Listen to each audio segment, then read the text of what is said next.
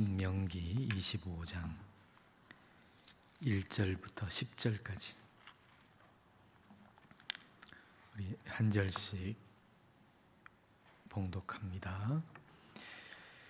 사람들 사이에 시비가 생겨 재판을 청하면 재판장은 그들을 재판하여 의인은 의롭다 하고 악인은 정죄할 것이며,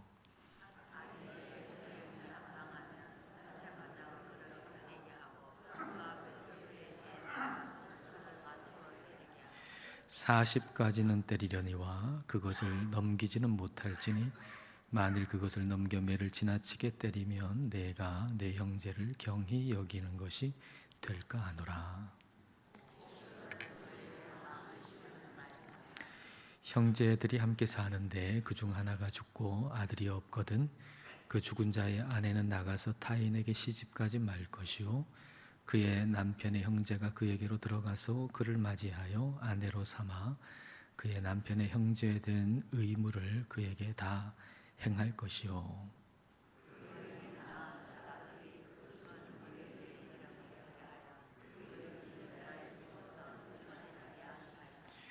그러나 그 사람이 만일 그 형제의 아내 맞이하기를 즐겨하지 아니하면 그 형제의 아내는 그 성문으로 장로들에게로 나아가서 말하기를 내 남편의 형제가 그의 형제의 이름을 이스라엘 중에 잊기를 싫어하여 남편의 형제된 의무를 내게 행하지 아니하나이다 할 것이요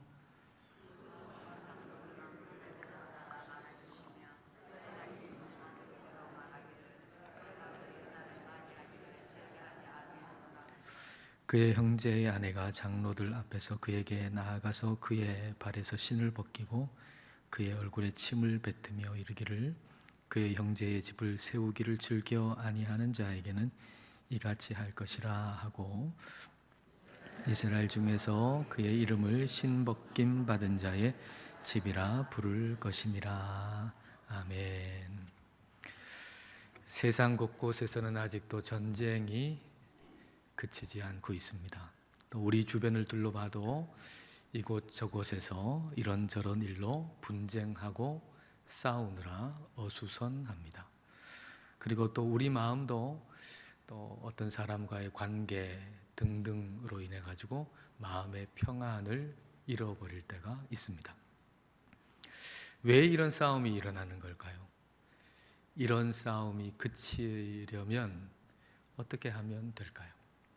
먼저 재판을 청하라고 말씀하십니다. 재판을 청하라. 네가 재판하지 말고 재판을 청하라는 겁니다. 1절 말씀. 자, 같이 읽겠습니다. 사람들 사이에 시비가 생겨 재판을 청하면 재판장은 그들을 재판하여 의인은 의롭다 하고 악인은 정죄할 것이며. 사람들 사이에 시비가 생겼습니다. 이 시비가 생기는 이유는 내 입장과 상대방의 입장이 다르기 때문이죠. 내 입장에서 보면 내가 옳고 저 상대방은 틀렸습니다. 잘못됐습니다. 그걸 누가 판단합니까? 내가 판단하는 거죠.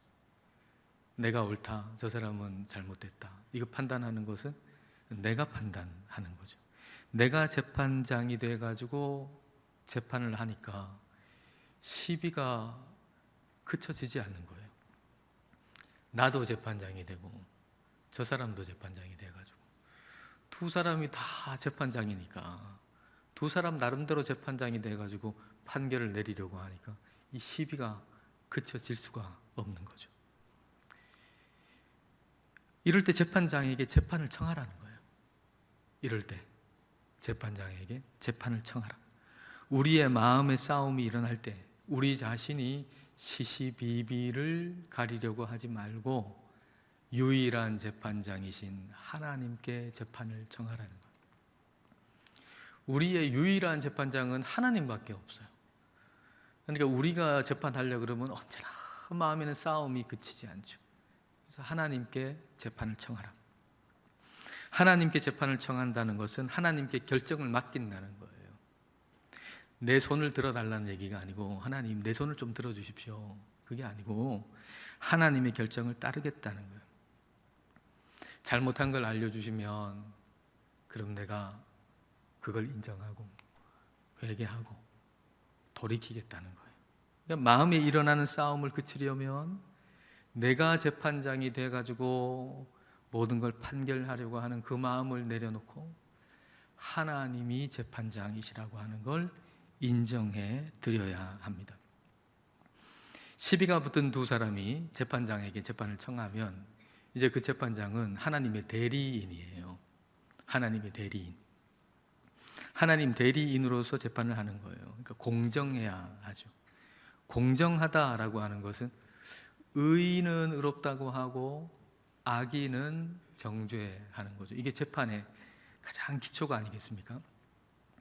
의인은 의롭다고 그러고 악한 자는 악하다. 잘한 것은 잘했다 하고 잘못한 것은 잘못했다 라고 하는 거죠. 재판을 받는 사람도 그렇고 재판을 하는 사람도 그렇고 재판을 받는 사람도 그런 거예요. 재판장의 재판을 받아들이는 마음이 중요하잖아요. 이제 하나님의 대리인으로서 이 재판장이 재판을 하는데 그 재판을 받아들이는 사람의 마음도 중요해요. 재판장이 판결한 대로 잘한 것은 잘했고 잘못한 것은 잘못했다라고 판결한 걸 그대로 받아들이는 마음이 굉장히 중요하죠.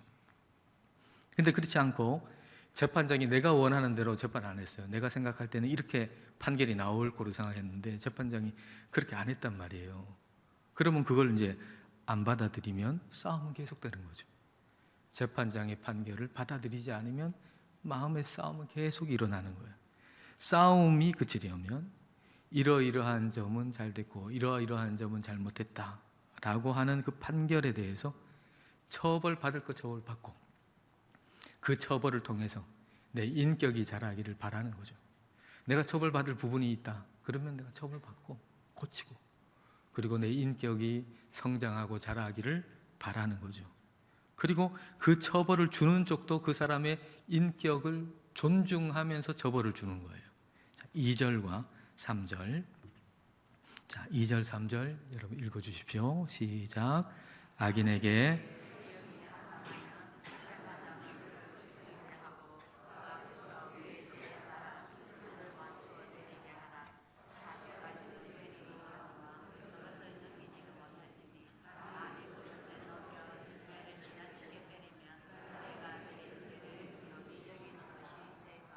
악인한테 태형을 이제 집행하잖아요. 악인한테 태형을 집행하는데 그 태형은 그 죄에 따라서 수를 정하고 상한선은 40대예요. 상한선 40대. 그래서 바울도 40에 하나 감한 그 매를 5번 맞았다 그랬거든요. 그러니까 이 신명기에 40대가 상한선인데 혹시나 이제 막 때리다가 감정에 격해가지고 41대 때릴 수 있잖아요. 그러니까 그걸 미연에 방지하기 위해서 40대가 상한선이지만 한 대를 깎아가지고 39대까지 때리게 했던 것이죠. 근데 40대까지 그 상한선을 정해 놓은 것은 너무 많이 때리게 되면 그게 형제를 경히 여기는 것이 되기 때문에 그 때리는 게 너무 많이 때리게 되면 그 형제를 지금 그 죄인이라고 판결된 사람도 형제잖아요. 이스라엘 백성이잖아요. 그러니까 그 형제를 경히 여기는 것이 되기 때문에 상한선을 40대로 정해 놓은 겁니다. 근데 요 부분하고 이제 연관해 가지고 가장 적합한 가장 연관성이 있는 말을 하나 찾아본다면 그것은 죄는 미워하되 사람은 미워하지 말라 하는 말이죠. 죄는 미워하되 사람은 미워하지 말라. 그 사람이 죄를 범해 가지고 그 죄에 대해서 태형을 이제 때리는데 그 죄에 대해서 정해진 숫자의 태형을 때리지만 그 죄는 미워하지만 그러나 그 죄를 지은 그 사람은 미워하지 말라는 얘기입니다. 죄는 미워하되 사람은 미워하지 마라. 참 이상한 말처럼 들리잖아요. 어떻게 그 사람이 죄를 지었는데 그 죄하고 그 죄를 지은 그 사람하고 어떻게 분리해서 생각할 수 있겠습니까? 죄는 미워하는데 죄인은 미워하지 말라. 이 두 가지를 분리하라는 얘기인데 이거 뭐 어떻게 이게 가능한 얘기겠습니까? 말이 안 되는 것 같잖아요. 근데 C.S. 루이스가 이 문장에 대해서 아주 참 귀한 발견을 했어요. C.S. 루이스도 이제 이 얘기는 오래전부터 내려오는 얘기니까 우리 기독교 안에서 죄는 미워하되 사람은 미워하지 말라, 이 얘기를 이제 예수님 믿게 된 다음에 이제 알게 되잖아요. 그럼 좀 말이 안 된다는 거죠. 어떻게 죄를 미워하면서 그 죄를 지은 그 사람은 안 미워할 수 있냐, 이게 말이 안 된다라고 생각을 해왔는데, 참 말이 안 되고 황당한 얘기다라고 생각해 왔는데 어느 순간 딱 깨달음이 오더라는 거예요. 그 깨달음은 뭐냐 하면 수십 년 동안 자기 자신에게 해왔던 것이라는 사실이, 그게 죄는 미워하되 사람은 미워하지 않는다는 것을 가만히 생각해 보니까 수십 년 동안 자기한테 그래 왔더라는 거예요. 내가 어떤 죄를 저질렀어요. 내가 어떤 잘못을 저질렀어요. 그러면 나는 내가 저지른 잘못이 너무 싫어요. 내가 저지른 죄가 너무 싫어요. 근데 여전히 나를 사랑하고 있더라는 거죠. 그러니까 죄를 미워하는 이유도 나를 사랑하기 때문인 거예요. 나 이 죄에서 벗어나서 이런 잘못 다시는 하지 않고, 이런 죄 범하지 않고, 내가 좀 이 죄를 벗어나서 제대로 좀 살기를 원하는, 나를 사랑하는 마음이 있기 때문에 죄를 미워하는 거예요. 내 죄를 미워하고 그러나 동시에 나를 사랑하는 거죠. C.S. 루이스가 너의 이웃을 너 자신같이 사랑하라 라고 하는 걸 이렇게, 그걸 가지고 이렇게 해석을 합니다. 나를 사랑하는 것처럼 다른 사람을 사랑해라. 나를 사랑한다는 건 뭔가? 나를 사랑한다는 것은 내가 죄를 지어도 처벌을 안 받겠다는 얘기가 아니고, 내가 잘못했을 때 그 처벌을 받더라도 여전히 자신이 잘 되기를 바란다는 거죠. 여러분 다 그렇죠? 네? 그렇잖아요. 여러분이 어떤 잘못을 했어요. 그러면 그 잘못에 대해서 마땅한 뭔가 처벌을 받는다고 해도 여전히 여러분 자신이 잘 되기를 바라잖아요. 내가 잘못 하나 했고, 뭐 실수 한 번 했고, 뭐 죄를 지었다고 해가지고 그것 때문에 망하기를 바라는 사람은 아무도 없을 거예요. 자기 자신이 내가 잘못을 했고 죄를 지었고 허물이 있다 손치더라도 그것에 대한 내가 어떤 뭐 처벌을 받는다 할지라도 여전히 내가 그걸 벗어나서 잘 되기를 바라는 마음이 나한테 있는 거죠. 이게 나를 사랑하는 거예요. 그렇기 때문에 나 자신에 대해서 그렇게 하듯이 다른 사람에게 그렇게 하라는 거죠. 다른 사람에 대해서도 그 사람이 비록 잘못을 했어요. 그 사람이 허물이 있어요. 그 사람이 죄를 지었어요. 그럴 때 그 죄를 벗어나서 그가 잘 되기를 바라라는 얘기예요. 그 죄로 인해, 그 잘못으로 인해서 그 사람이 망하게 되기를 바라는 게 아니고, 그 죄는 미워하되 그러나 그 죄를 벗어나서 그 사람이 잘 되기를 바라라. 이게 나를 사랑하는 것처럼 다른 사람을 사랑하라는 의미라는 거죠.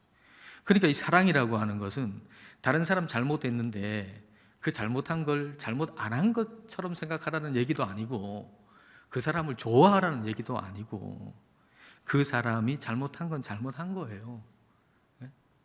실수한 건 실수한 거고, 잘못한 건 잘못한 거고, 죄를 지은 건 죄를 지은 거예요. 그러나 그 사람을 나를 사랑하듯이 그 사람이 그 잘못을 회개하고 돌이키고 그 죄에서 벗어나서 그 인격도 그것 때문에 오히려 성장하고, 그 사람의 사랑도 더 그것 때문에 커지고, 그 사람의 신앙도 그것 때문에 더 발전하고 더 잘 되기를 바라주라 라고 하는 것입니다. 오늘 말씀을 적용하자면 태형을 때리는 사람이 그 사람의 죄에 대한 해당하는 대수를 때리잖아요. 그 때리지만 안 때리는 게 사랑이 아니잖아요. 그 잘못했어요. 그러면 잘못한 것에 대해서 벌을 주는 거예요. 수에 맞게, 죄에 맞게 매를 때리는 거예요. 근데 그 사람에 대해서 잘 되기를 바라는 마음을 가지라는 거죠. 잘 되기를 바라는 마음. 이 사람이 죄를 회개하고 돌이키고 그래서 인격이 성장하고 좋은 사람 되기를 바라는 마음을 가져야 된다는 거예요. 그때 싸움이 그친다는 거예요. 그때 우리 마음의 싸움이 그친다는 거예요. 싸움이 그치려면 죄는 미워야 돼, 사람은 미워하지 않는 마음이 필요하다는 거예요. 죄는 미워하되 사람은 미워하지 않는 마음이 우리에게 필요하다는 거예요. 즉 그 사람이 잘 되기를 바라는 마음이 있어야 된다는 거예요. 그 잘못에 대해서 이제 상한선 40대니까 상한선 40대 이하의 매를 들고 나서 그쳐야 된다는 거예요. 그리고 잘 되기를 바라라. 잘 되기를 바라라. 근데 많은 사람들은요, 40대 때리고 나서도 분이 안 풀려. 40대 때리고 나서 분이 안 풀려. 그래서 더 때리고 싶은 거예요. 40대, 400대, 4000대. 마음에서 계속 때리는 거죠. 마음 속에서 그 사람을 계속 때리는 거예요. 그 사람이 잘 됐으면 하는 마음이 어떻게 생기겠어요? 상한선이 40대인데 거기서 그쳐야지. 거기서 안 그치고 400대, 4000대, 4만대 계속 가면 그 사람이 잘 되기를 바라는 마음이 나한테 어떻게 생기겠어요? 그 사람이 잘 안 되기를 원하는 마음이 생기는 거죠. 그러면 결국에는 마음속에 일어난 싸움이 그치질 않아요. 그치질 않아요. 내 마음속에 싸움이 그치려면 죄는 미워하되 사람은 미워하지 않는 마음, 즉 어떤 잘못을 내가 했을 때 나 자신에게 대하는 것처럼 다른 사람이 잘못했을 때 그와 같은 방법으로 대하는 마음이 필요한 거예요. 이 긍휼한 마음이죠. 긍휼한 마음. 나 자신에 대해서 긍휼한 마음을 가지듯이 마음을 가지는 거예요. 내가 행복해지기를 원하듯이 다른 사람이 행복해지기를 원하는 거예요. 4절 말씀 여러분 보십시오. 4절 곡식 떠는 소에게 망을 씌우지 말지니라. 이제 곡식을 타작할 때 소를 이용해 가지고 막 밟으면서 이제 타작을 했단 말입니다. 근데 타작을 하는데 이제 이 소가 그 곡식 타작될 때 그걸 이제 먹을 수 있잖아요. 그러니까 효율적으로 일하기 위해서 소의 입에다가 망을 씌울 수 있는데 그 망 씌우지 마라. 추수의 기쁨에 소도 참여하게 해라. 아, 추수 그렇게 하는데 소가 일하면서 좀 먹을 수 있지 않냐? 소도 좀 추수의 기쁨에 참여하게 해라. 그런 말입니다. 그러니까 타작할 때 소의 행복도 좀 생각해 줘라. 그 말이에요. 소의 행복도. 소가 행복하게 좀 일하게 만들어 줘라. 그런 정도라면 사람의 행복은 말할 것도 없겠죠. 하나님이 소의 행복을 그렇게 챙겨주신다 그러면 야, 소가 일할 때 좀 행복하게 일하게 해라. 그럼 사람의 행복이라고 하는 건 말할 것도 없을 겁니다. 상대방의 불행을 내 행복으로 생각할 때 싸움은 그치지 않고 일어나는 거예요. 행복하기를 원한다 그러면 싸움이 그치죠. 근데 상대방의 불행을 내 행복으로 여긴다 그러면 마음의 싸움은 그치질 않아요. 싸움은 결국 교만에서 나오고요. 교만의 가장 큰 특징 중에 하나가 경쟁이에요. 경쟁. 경쟁하는 사람은요, 상대방의 불행이 곧 나의 행복이에요. 여러분, 누구랑 지금 경쟁 상대 있습니까? 그러면 그 사람의 불행이 아마 여러분의 행복일 겁니다. 경쟁이라고 하는 건 그런 거예요. 그게 이제 교만의 특징이에요. 그래서 상대방이 불행할 때 행복해요. 이런 얘기도 있잖아요. 천사가 어느 가게에 가가지고 내가 너한테 네가 원하는 거 다 줄게. 네가 10억을 달라 그러면 내가 10억 줄 거고 어떤 일이 이루어지게 해달라 그러면 이루어질 거고 다 네가 말하는 거 다 들어줄게. 근데 단서를 하나 붙이죠. 근데 네가 원하는 거 다 들어주는데 네 길 건너편에 네 가게 건너편에 너의 경쟁자에게는 2배로 줄 거야. 그러니까 네가 10억을 달라 그러면 너 10억을 줄 텐데 저 경쟁자에게는 20억을 줄 거고 네가 이만큼 되게 해달라 그러면 저 사람은 2배로 이만큼 되게 해줄 거고. 그런데 그 사람은 뭘 구했답니까? 한눈 빼주세요 그랬다잖아요. 내 한눈 빠지면은 저 상대방은 2눈이 빠질 테니까. 참 어처구니 없게도 한번 생각해 보세요. 그 모습을 참 어처구니 없는 모습인데 한눈 빠진 사람이 2눈 빠진 경쟁자를 보고 흐뭇하게 행복해하는 모습. 이게 교만한 자의 모습. 이게 죄인의 모습이에요. 얼마나 어처구니 없는 일입니까? 얼마나 어처구니 없는 일이에요. 경쟁, 교만은 상대방의 불행을 내 행복으로 여겨요. 상대방의 불행을 내 행복으로. 이런 마음이 있으면 우리 마음에 싸움이 그치지 않아요. 우리 마음에 다른 사람 잘 안 되기를 바라는 마음에 어떻게 하늘의 평안이 거기에 임할 수 있겠습니까? 예? 우리 마음에 다른 사람의 불행을 기쁨으로 여기는데 어떻게 하늘의 기쁨이 있을 수 있겠으며 성령이 우리 안에 있을 수가 있겠냐 말이에요. 그 사람의 죄는 미워하지만 그 사람은 미워하지 말고 그 사람이 죄에서 벗어나서 좀 인격도 성장하고 신앙도 성장하고 좀 잘 되기를 바라는 마음을 우리가 하나님께 구해야 돼요. 그래야 마음의 싸움은 그치고 평안이 찾아와요. 싸움이 그치기 위해서 우리가 할 일 한 가지 이제 더 얘기한다면 손해가 되더라도 의무를 다하는 것, 의무를 다하는 마음, 이 마음이 있을 때 싸움이 그칠 수 있습니다. 5절 6절 보십시오.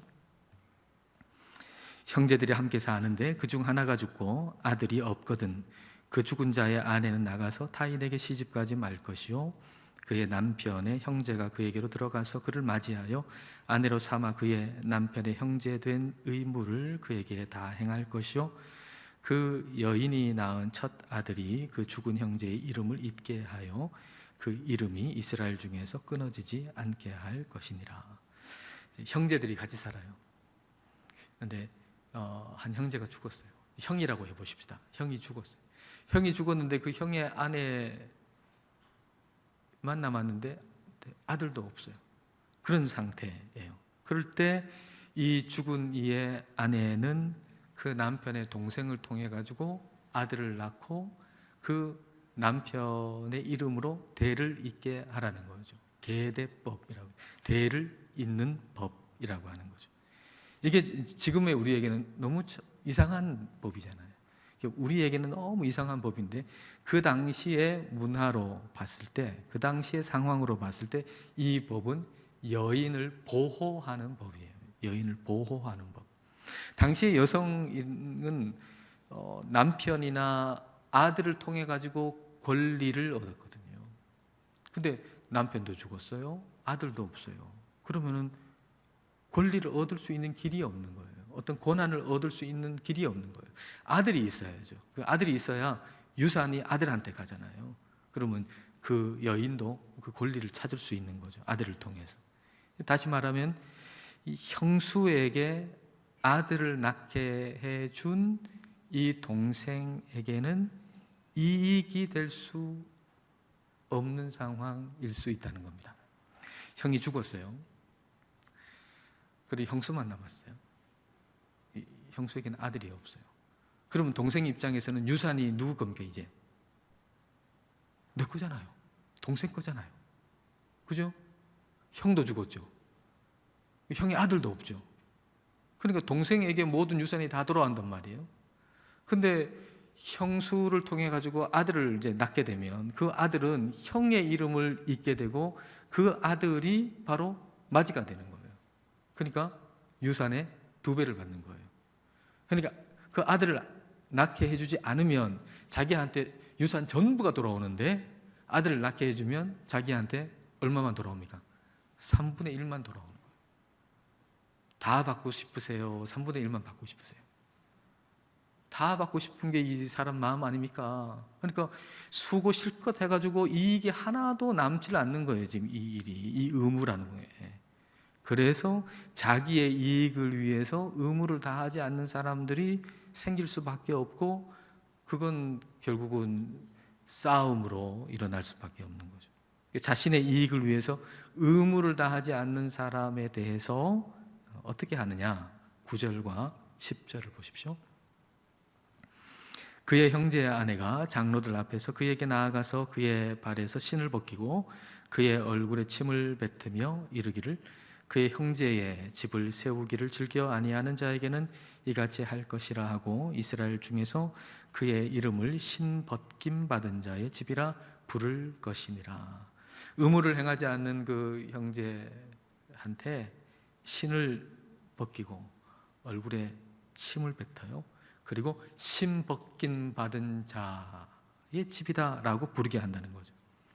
형이 이제 죽고 그 형수를 통해서 이제 아들을 낳아서 대를 잇도록 만들어 주는 거, 그 일을 기업을 물은다 이렇게 표현하고요. 기업을 물은다. 그리고 그 일을 하는 사람을 기업 무르는 자라고 하고요. 근데 그 기업 무르는 일을 기업 무르는 자가 하지 않게 됐을 때 그걸 신 벗김 받은 자라고 표현을 하는 겁니다. 신을 벗었다라고 하는 건 이제 자기의 의무를 포기했다라는 얘기죠. 룻기에 보면 이제 이런 내용이 나오지 않습니까? 룻기에 보면 이제 나오미, 엘리멜렉, 그리고 두 아들 말론, 기럨 그 먼 곳에 갔다가 모압 땅에 갔다가 다시 베들레헴으로 돌아오는데, 돌아올 때는 남편도 죽고 아들들도 죽고 나오미하고 며느리 룻만 남잖아요. 그러니까 이제 돌아와가지고 무슨 땅이 있어요. 다시 회복을 해야 되는데, 회복을 해야 되는데 지금 아무것도 할 수 있는 힘이 없잖아요. 근데 기업 물을 자가 있었는데, 그 기업 물을 자가 가만히 생각해 보니까 기업 물을 자가 해야 되는 것은 그 아들을 낳게 해가지고 또 회복할 수 있도록 해줘야 되는데, 가만히 보니까 자기한테 다 손해되는 일이에요. 그래서 신을 벗죠. 그리고 그 다음 기업 물을 자의 차례가 누가 됩니까? 보아스가 되죠.